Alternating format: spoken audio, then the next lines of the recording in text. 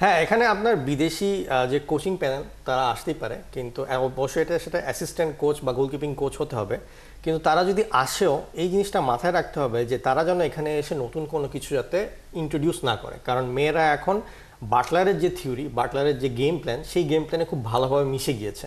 তো এখন আমাদের মানে ফরেন কোচ নিলে এরকমই নেওয়া উচিত যারা বাটলারের যে প্ল্যানটা সেটাকে যাতে আরও একটু বেটার করতে পারে। নতুন কোনো কিছু ইন্ট্রোডিউস করলে হবে কি মেয়েরা এই সময় কনফিউজ হয়ে যেতে পারে। সো আমাদের বাটলারের প্ল্যানটাকেই কংক্রিট রেখে ওইটাকে কীভাবে আরও বেটার করা যায়, আরও বেটার সাপোর্ট দেওয়া যায়, সেই জিনিসটা চিন্তা করতে হবে। আর বংশোদ্ভূত প্লেয়ারের ক্ষেত্রে হ্যাঁ, তিনি যদি এসে এই আমাদের টিমের সাথে যদি ফিজিক্যালি এবং ট্যাকটিক্যালি সিঙ্ক্রোনাইজ হতে পারে, তাহলে আমি বলবো সেটা খুবই ভালো একটা অ্যাডিশন হতে পারে। বাট তার আগে থেকে ফিজিক্যালি এবং ট্যাকটিক্যালি বাটলারকে ইমপ্রেস করতে হবে যে সে আসলে টিমের মধ্যে পারবে কিনা। বাট এখানে আমি যে জিনিসটা বলতে চাই, এগুলা এই লেভেলের বড় টুর্নামেন্টেই at the end of the day আপনার এক সময় না এক সময় এক্সপিরিয়েন্স প্লেয়ারের দাম অনেক বেশি হয়ে যায়। কারণ এক্সপিরিয়েন্স প্লেয়াররা ধরেন 10 মিনিটেও খেলাটাকে এমনভাবে ঘুরিয়ে দিতে পারে যেটা কিনা খুব ইম্পর্টেন্ট একটা মার্ক রাখতে পারে।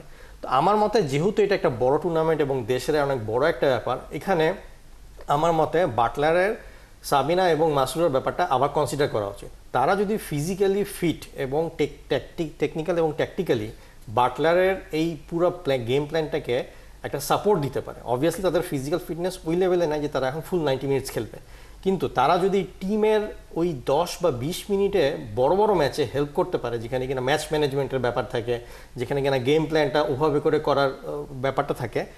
মাসুরা আর সাবিনা এখনও অনেক এক্সপিরিয়েন্স, তাদের মধ্যে একটু হলেও খেলা এখনও বাকি আছে। তাদেরকে যদি সেইভাবে করে ইউটিলাইজ করে দেশের স্বার্থে আমরা বৃহত্তরভাবে চিন্তা করি, আই থিঙ্ক এখানে সাবিনা আর মাসুরা এডিশনটা অনেক বেটার হতে পারে।